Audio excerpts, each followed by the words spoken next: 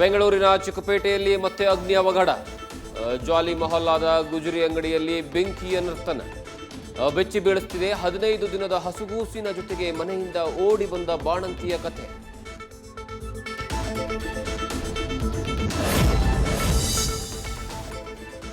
ಹಿರಿಯ ನಟ ದ್ವಾರಕೀಶ್ ಸೊಸೆಯಿಂದ ಸರಣಿ ವಂಚನೆಯ ಆರೋಪ.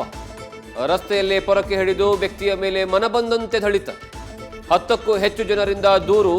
ಸೊಸೆ ವರ್ಷದಿಂದಲೂ ಕೌಂಟರ್ ಕಂಪ್ಲೇಂಟ್.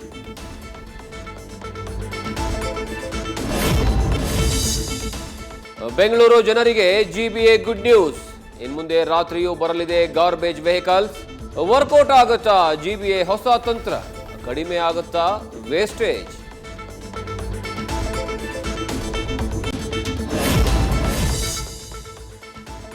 ಬೆಂಗಳೂರು ವಿದ್ಯಾಕಾಶಿ ಧಾರವಾಡದಲ್ಲಿ ವಿದ್ಯಾರ್ಥಿ ಇಂದಿರಾ ಕ್ಯಾಂಟೀನ್.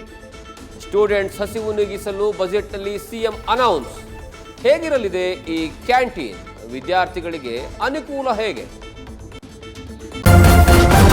ನ್ಯೂಸ್ ಫಸ್ಟ್, ನಿರ್ಭೀತಿಯಿಂದ ನಿಮ್ಮ ಪರವಾಗಿ.